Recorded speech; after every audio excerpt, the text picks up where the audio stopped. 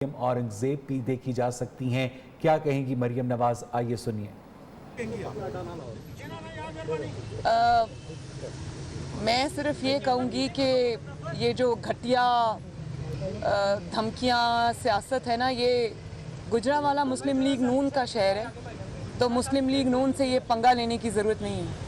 अच्छा मैडम, ये बता दीजिएगा कि आपने बार बार कहा कि इमरान खान के बड़े जो हैं वो मुस्तकिल तौर पे कॉल्स कर रहे हैं, तो क्या कोई आपको भी कॉल आई उस हवाले से, या आपके इर्द गिर्द ही कॉल्स आ रही हैं मुस्तकिल तौर के ऊपर, और कॉल्स करके वो कह क्या रहे हैं? मैं ये बात बता चुकी हूँ आपको बहुत बार बता चुकी हूँ। मैं सुनी सुनाई बातें नहीं करती, मैं वो बात करती हूँ जिसका मुझे ज़ाती तौर पे इल्म होता है। अच्छा मैम, यूसुफ रज़ा गिलानी को पीटीएम ने जो है और आपने एक मुतफिका कैंडिडेट बनाया है, ये गुड जस्टिस है, और जो इख्तिलाफात की बातें आ रही थी, तो आप क्या समझते हैं कि इस गुड जस्टिस से क्या मैसेज, गुड जस्टिस है और जो इख्तिलाफात की बातें आ रही थी, तो आप क्या समझते हैं कि इस गुड जस्टिस से क्या मैसेज अवाम में या एक खास हल्कों को गया है आपके ये यूनिटी? यूसुफ रज़ा गिलानी साहब पीडीएम के मुत्तफ़िका कैंडिडेट हैं, और पीडीएम ने ये फ़ैसला किया था कि सेनेट इलेक्शंस में वो अपने मुत्तफ़िका कैंडिडेट्स लाएंगे भी और एक दूसरे को सपोर्ट भी करेंगे। लेकिन असल में बात ये नहीं, असल में बात ये है कि जो आवाम के ऊपर मुसल्लत किए जा रहे हैं लोग, हमें आवाम के नुमाइंदे होने के नाते से उनका रास्ता रोकना है। और आप ये देखें कि किस किस्म के आवाम के अंदर इस्तराब है, बेचैनी है, एक जिसको कहते हैं कि रिवोल्ट है इस हुकूमत के ख़िलाफ़, क्योंकि महंगाई से वो मारे गए। रोज़ तेल की, अंडों की, मुर्गियों की, गोश्त की, सब्जियों की, दालों की, पेट्रोल की कीमतें जो हैं, बिजली की कीमतें बढ़ती हैं। आवाम तो उससे रिवोल्ट कर रहे हैं, लेकिन ख़ुद जो हुक्मरान जमात है उसके अंदर हर सूबे से लोग खड़े हो गए हैं जो इन्होंने टिकटों की तकसीम की है, और जिस तरह पैराशूट से लोग लैंड किए हैं। और मुझे तो हर रोज़ सुनने को हम ये देखते हैं, मेरी 22 साल जिद्दोजहद है, मेरी 22 साल जिद्दोजहद है। तो 22 साल जिद्दोजहद में क्या एक भी ऐसा इंसान नहीं मिला जिसको, जो 22 साल से आपके साथ जिद्दोजहद कर रहा है, आप उसको सेनेट का टिकट देते? और इल्ज़ाम आप दूसरी जमातों पे लगाते हैं, आपने मिलियनियर्स और बिलियनियर्स को टिकट्स दिए, इसका क्या मतलब है? मिलियनियर्स और बिलियनियर्स को टिकट देने का मतलब ये है जिनका जमात से भी कोई ताल्लुक नहीं है, जिनकी जमात के लिए कोई खिदमात नहीं है, उसका मतलब ये है कि अपने पैसे से वोट खरीदो और आ जाओ सेनेट के अंदर। अच्छा तो ऐसे लोगों का रास्ता रोकना तो बहुत ज़रूरी है भाई। मैडम ये बताइएगा कि सेनेट इलेक्शन है तो हॉर्स ट्रेडिंग और पैसे की बड़ी बात हो रही है, तो जाहिर सी बात है पीडीएम ने भी अपनी एक्सपेक्टेशंस लगाई हुई है इस नताइज से। क्या एक्सपेक्टेशन से हट के कोई रिजल्ट आता है तो आप उसको एक्सेप्ट करेंगे? ये फ्यूचर की बात है, इंशाल्लाह कोशिश हमारी पूरी है कि अच्छे लोग आएँ सेनेट के अंदर, सियासी लोग आएँ, वो लोग आएँ जिनकी एक सियासी जिद्दोजहद है। आप सिर्फ ये देखें कि पीएमएलएन ने जिनको टिकट्स दिए, माशाल्लाह मुझे फ़ख्र है मोहम्मद नवाज शरीफ के ऊपर और मुस्लिम लीग नून के ऊपर, सब कारकुनों को टिकट्स मिले, सब ऐसे लोगों को टिकट्स मिले जो कोई मिलियनियर्स, मल्टी बिलियनियर्स नहीं हैं, वो आम सादा से कारकुन हैं, मिडिल क्लास से इनका ताल्लुक़ है, लेकिन सियासी जिद्दोजहद है उनकी। और जो टेक्नोक्रेट पे जिनको मिली है सीट पे, उनकी अपनी प्रोफेशनल क्रेडेंशियल्स बहुत स्ट्रॉन्ग हैं। परवेज़ रशीद साहब हैं, इरफान सदीकी साहब हैं, मुशाहिदुल्लाह साहब हैं, आज़म नज़ीर तारर साहब हैं, और ख़वातीन में भी सादिया अब्बासी बैरिस्टर है मुस्लिम लीग नून के साथ, कम से कम 30 साल से तो उनको मैं देख रही हूँ। तो मैं ये समझती हूँ कि मुस्लिम लीग नून ने हक़ अदा किया है आवाम की सही नुमाइंदगी का। मियाँ साहब ने किसी बिलियनियर को और किसी ऐसे इंसान को टिकट नहीं दिया जो ख़रीदो फरोख्त का माहिर हो।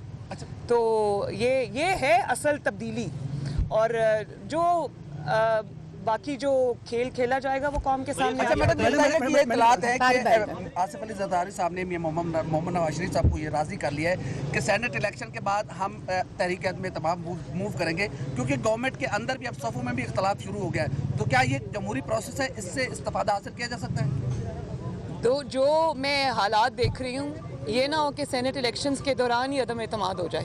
वो कौन कर लाएगा? आप लोग लेके आएंगे अदम एतमाद या पीपल्स पार्टी लेके आएगी? कौन लेके आएगा अदम एतमाद? वो आवाम का गैज़ो गज़ब लेकर आएगा, और जिनको टिकट्स पैराशूट के ज़रिए दी गई हैं और जो खरबों रुपए अरबों रुपए हो रहे हैं, वो उसी के खिलाफ आएगा। अच्छा मैडम बता दें, चल रही थी हुकूमत की जानिब से, प्रोपेगेंडा भी किया जाता था कि पीडीएम बहुत जल्द टूट जाएगा, टूट चुका है। आप अभी तक ना तो पीडीएम टूटा है, पीडीएम का इत्तेहाद बरकरार है। आप इसका क्रेडिट अपने आप को देंगी या फिर हुकूमत की जो नाकाम पॉलिसी है उनको देंगी? किसको क्रेडिट देंगी? मैं इसका क्रेडिट पाकिस्तान के अवाम को दूंगी, क्योंकि पीडीएम अवाम की नुमाइंदा है और पीडीएम तो बाद में बनी है। अवाम मेरा ख्याल है कि ऑपोजिशन से पहले बहुत आगे निकल गए थे। ऑपोजिशन लेट हो गई थी और ऑपोजिशन को अवाम की आवाज़ से आवाज़ मिलानी पड़ी। और जहाँ तक पीडीएम का सवाल है, मेरी ख्वाहिश है कि पीडीएम इस हुकूमत के जाने के बाद भी इंटैक्ट रहे, क्योंकि एक नया चार्टर जो है वो पीडीएम इस मुल्क को दे ताकि उस चार्टर के तहत इस मुल्क को चलाया जाए। ये बताइएगा कि आप और पीडीएम को तोड़ने के ख्वाब देखने वाले इंशाल्लाह खुद बहुत जल्द टूटेंगे और टूटते हुए नज़र आ रहे हैं। आप अपना नाम ये बात काफ़ी नहीं है कि सुबह टिकट देते हैं, शाम को वापस लेते हैं, अगले दिन फिर एक अदम एतमाद अपनी जानिब से आ जाती है, अपनी जमात की जानिब से आ जाती है। लोग रो पड़े हैं, मतलब अपनी जमात रो पड़ी है कि खुदा का वास्ता है, जिस इंसाफ की तुम बात किया करते थे, जिस तोड़ जोड़ की तुम बात के ख़िलाफ़ तुम्हारी जिद्दोजहद तुम्हारे कहने के मुताबिक होती थी, तुम जो कर रहे हो उसके ऑपोजिट कर रहे हो। ये ऑपोजिशन कम बोल रही है, अपनी जमात ज़्यादा बोल रही है। मनीष साहब, ये बताइए कि आप अपना नाम ईसीएल से निकलवाने की दरख्वास्त दे रही हैं और नवाज शरीफ के इलाज के हवाले से भी बताइएगा, क्योंकि कैसे आप आएंगी तो इलाज करवाएंगे, तो आप वो इलाज करवा जा रही हैं आप? एक तो मैंने बहुत शुरू में जब मियाँ साहब गए थे, मैंने एक दरख्वास्त दी थी हाई कोर्ट में, तो कोरोना की वजह से ऑब्वियसली सब कुछ सस्पेंड हो गया, तो वो भी अभी तक हमारी जो भी दरख्वास्त होती है वो पेंडिंग पे हो जाती है। लेकिन अगर मुझे अब कोई घर पे आके कहे, मेरी अपनी भी एक हेल्थ की छोटी सी प्रॉब्लम है, मेरी एक सर्जरी होनी है जो कि पाकिस्तान में हो नहीं सकती, लेकिन मैंने ये फ़ैसला किया कि मैं इस हकूमत को बिल्कुल ये रिक्वेस्ट नहीं करूँगी इंशाल्लाह कि मेरा नाम ईसीएल से निकाले। मुझे इस मुल्क से कहीं नहीं जाना, मेरा जीना मरना इस मुल्क के साथ है इंशाल्लाह ताला, इस मुल्क में है। ये प्लेजर मैं इनको कभी नहीं दूंगी। और अब मैं ये भी सुन रही हूँ कि आपस में जो मशावरत हो रही है, टीवी पे भी एक वज़ीर ने आके कह दिया कि मरियम को बाहर भेजो, मामला ठीक हो जाएंगे, और ये बातचीत हो रही है, मुझे इसका अच्छी तरह से इल्म है, लेकिन मरियम इंशाल्लाह ताला बाहर नहीं जाएगी, आपको जाना पड़ेगा। बैकडोर राब्तों की भी कोई खबरें जो है, अफवाहें जो है गर्दिश कर रही हैं, तो कोई ऐसा भी कुछ सिलसिला अभी चल रहा है बैकडोर राब्ते जो कुछ कुव्वतों से? मैंने ये बात उस दिन जब मैं डस्का जा रही थी तो मैंने किसी सहाफ़ी भाई के सवाल के जवाब में ये बात कही थी कि बैकडोर राब्तों की ज़रूरत उनको है जो इस वक्त मुश्किल में है। पीडीएम को या पीएमएलएन को माशाल्लाह बैकडोर राब्तों की ज़रूरत नहीं है। मैडम जो सरकारी मुलाजमीन पर शैल गिराए गए इस्लामाबाद में, शेख रशीद जान की जानब से ये कहा गया कि वो हमने टेस्ट किया था पीडीएम के लिए कि पीडीएम आएगी, उनके लिए तैयार किए गए हैं, इस पर क्या कहें? और धमकी दी भी उन्होंने कि हम इंसान जो है हैरान होता है कि किस किस्म की बातें ये लोग करते हैं। कल को ये ना कहना शुरू कर दें कि जी जो एटम बॉम्ब है वो अभी पड़ा हुआ है बहुत देर से, तो ज़रा जो महंगाई से पाकिस्तान के अवाम रो रहे हैं, हमने कहा ज़रा चला के देख लें। मतलब इस किस्म की बातें करना तो मेरी तो सोच से भी बाहर है कि कैसे कर लेते हैं। मैडम ये बताइएगा पासपोर्ट एक्सपायर होने को जा रहे हैं, जबकि उनके पीछे मुकम्मल एक उनका अपना एक वोट बैंक है, 3 बार के वज़ीर आज़म है, तो इस पर काउंटर स्ट्रेटेजी पाकिस्तान मुस्लिम लीग नून की क्या है? मियाँ साहब वहाँ पर अपने जो भी लीगल उनका जो पॉसिबिलिटीज़ हैं वो ज़रूर कर भी रहे होंगे, उसको एक्सप्लोर दे भी रहे होंगे, लेकिन एक मरियम नवाज शरीफ आपसे नहीं संभाली जाती। नवाज शरीफ को वापस ले आएंगे तो क्या बनेगा? मैडम ये बताएं कि गवर्नमेंट, आप देखती हैं गवर्नमेंट 5 साल पूरे करेगी, कर रही हैं ज़िमनी इंतखाब में, बात देखा ये जाता है कि इंतजामिया मुलवस होती है धांधली में। आप किस हद तक पूरी उम्मीद है कि आपके ये कैंडिडेट जीतेगा? और दूसरी बात, सेनेट चेयरमैन की पहले जब वोटिंग हुई तो जीत के हालांकि ऑपोजिशन के वो कैंडिडेट नहीं थे, अब आप कितने पूरी उम्मीद है कि सेनेट में चेयरमैन पीडीएम का मुतफिका उम्मीदवार जीत जाएंगे? मैं बहुत पुरुमीद हूँ, इंशाल्लाह खैर होगी। देखिए 2018 के जो हालात थे और उसके बाद जब सेनेट चेयरमैन तब्दील हुआ तब ये एक पेज पे थे। अब तो एक पेज वालों ने भी ये कहना शुरू कर दिया है कि भाई आपने हमें इतना बेइज्जत करा दिया है कि अब अपने मामलात को आप खुद ही संभालें, या तो अपनी परफॉर्मेंस इम्प्रूव करें या अपनी कारकर्दगी इम्प्रूव करें, वरना हमारे इदारे के अंदर से भी ये आवाज़ें उठ रही हैं कि आप लोगों ने किसी ऐसे इंसान को क्यों सपोर्ट किया जिसने मुल्क का ये हाल कर दिया। तो अब ये जवाब तो ज़ाहिर है सिलेक्टर्स भी मांग रहे होंगे, वो कह रहे होंगे कि भाई तुम्हारी कारकर्दगी ने हमें भी शर्मिंदा कर दिया। तो जब इस किस्म के हालात हो जाएं तब इलेक्शन चोरी करना अगर इम्पॉसिबल नहीं तो मुश्किल ज़रूर हो जाता है। और मैं खुश हूँ कि सेनेट के इलेक्शंस में जब चेयरमैन सेनेट का इलेक्शन हुआ था उस वक्त बड़ा अफसोस हुआ था कि पाकिस्तान की सियासत क्या शक्ल इख्तियार कर रही है और ये ख़रीदो फ़रोख्त जो होती है, डराना धमकाना जो होता है। लेकिन अब मैं हाइंडसाइट के साथ ये सोचती हूँ कि इस किस्म के वाक़यात अगर मुल्क में ना हो, तारीख़ में ना हो, तो कौमें कभी सबक नहीं सीखती।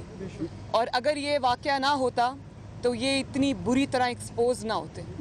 आज जब ये बात करते हैं कि शो ऑफ हैंड्स होना चाहिए या ओपन बैलेट होना चाहिए, तो आवाम को वो वक्त अभी बहुत दूर नहीं गया, सब याद आ जाता है किस तरह आपने सेनेटर्स को और MPAs को और MNS को फ़ोन करवाए, धमकियां दिलवाई, उनकी फाइल्स खुलवाई, उनके वोट ख़रीदे।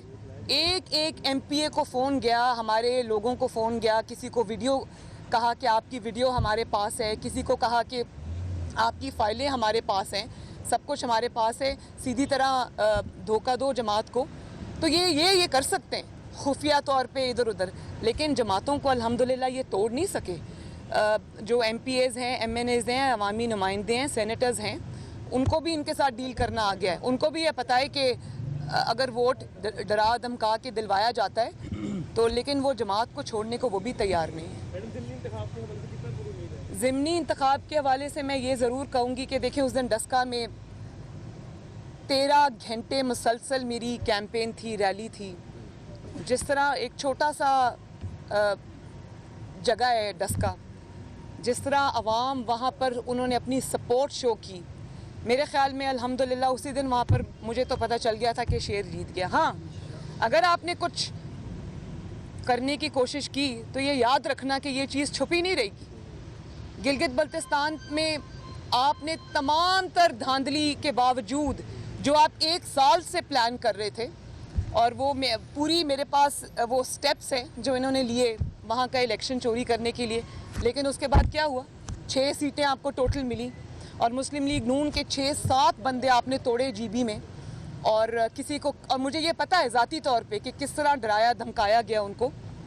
वो साथ के साथ पहली मर्तबा गिलगित बल्तिस्तान के इलेक्शन में, वहाँ इलेक्टेबल्स की सियासत होती है, वहाँ पाकिस्तान की सियासत से बिल्कुल एक डिफरेंट सियासत होती है जो पंजाब की सियासत है या और सूबों की सियासत है। गिलगित बल्तिस्तान के डायनामिक्स बिल्कुल फ़र्क है। तो ये यकीन करें कि वो जो 6 और 7 मुस्लिम लीग नून के वहाँ पर विनिंग कैंडिडेट्स जो थे उनको तोड़ा, सब के सब हार गए। तो आवाम भी अब लोटों को एक्सेप्ट नहीं करती, और धांधली आप एक हद तक कर सकते हैं, जब आवाम खड़ी हो जाए तो धांधली करना भी मुश्किल हो जाता है। हाउएवर, मैं आज मीडिया के थ्रू ये मैसेज देना चाहती हूँ इंतज़ामिया को भी, जहाँ जहाँ बाई इलेक्शंस हो रहे हैं, चाहे वो वज़ीराबाद हो, चाहे वो डस्का हो, चाहे वो नौशहरा हो, कि मैं ये ब्यूरोक्रेसी को भी, पुलिस को भी, इंतज़ामिया को भी ये मैसेज देना चाहती हूँ कि आप आवाम के खादिम हैं, आप इस मुल्क के खादिम हैं, आप इदारों के लिए काम करते हैं। तो अगर आपने किसी डर या धमकी में आकर, या इस खौफ से कि आपको चीफ मिनिस्टर हाउस बुला लिया जाएगा और आपको नौकरी से फारिग कर दिया जाएगा, अगर आपने किसी भी तरह इस हारी हुई जमात तहरीक इंसाफ की आपने मदद करने की कोशिश की, तो याद रखें कि अवाम आपके चेहरे देख भी रहे हैं और पहचान भी रहे हैं। आपको इसका जवाब बहुत सीरियसली बाद में देना पड़ेगा। ये मैं इनको एक मैसेज दे रही हूँ। तो मुझे उम्मीद है कि आप अपने हल्फ से, अपनी नौकरी से, अपने मुल्क से गद्दारी नहीं करेंगे। लास्ट क्वेश्चन है जी, लास्ट क्वेश्चन। 45-46 ममालिक की जो अफवाज है मुश्तरका अमन मशकें कर रही हैं, हुकूमत इसको अपनी कामयाब खारजा पॉलिसी के सम्राट गिरदान रही है। क्या आप भी समझती हैं कि ये खारजा पॉलिसी के असरात हैं? क्या ये खारजा पॉलिसी है कौन सी हमारी भाई? हमारे तो दोस्त मुल्क हमसे नाराज़ हैं। वो हमारे तो दोस्त मुल्कों ने हाथ खड़े कर दिए हैं कि ये है आपकी खारजा पॉलिसी। कश्मीर पे आप देख लें, पैसे आप मांगने जाते हैं, आपको वहाँ से पैसे नहीं मिल रहे। सारे जो दोस्त ममालिक पाकिस्तान के साथ यूं खड़े थे और दहाइयों से पाकिस्तान के दोस्त थे, आज आप अपनी नाकाम खारजा पॉलिसी से गवा बैठे हैं उसको। पूरा का पूरा तवज्जो आपकी ना आवाम की तरफ है, ना महंगाई की तरफ है, ना खिदमत की तरफ है, आपकी ना खारजा पॉलिसी की तरफ है। सब मिल के जब एक ऑपोजिशन पे आपने तवज्जो रखी हुई है और उसमें भी आप नाकाम हो रहे हैं, तो फिर हर महाज पे आपको नाकामी का सामना तो करना पड़ेगा ना। और एक और बात मैं ये कह दूं कि आज मैं कहीं सुबह पढ़ रही थी कि बहुत सारे ब्यूरोक्रेट्स, सरकारी ऑफिसर्स ऐसे हैं जिनको शायद आज कोई नोटिस मिला है, 200, 250, 300 शायद हैं लोगों को, और उनको कहा गया है कि आपकी कारकर्दगी अच्छी नहीं है तो आपको निकाल दिया जाएगा, उनको नौकरियों से फारिग कर दिया जाएगा या उनकी जवाब तलबी हो गई है।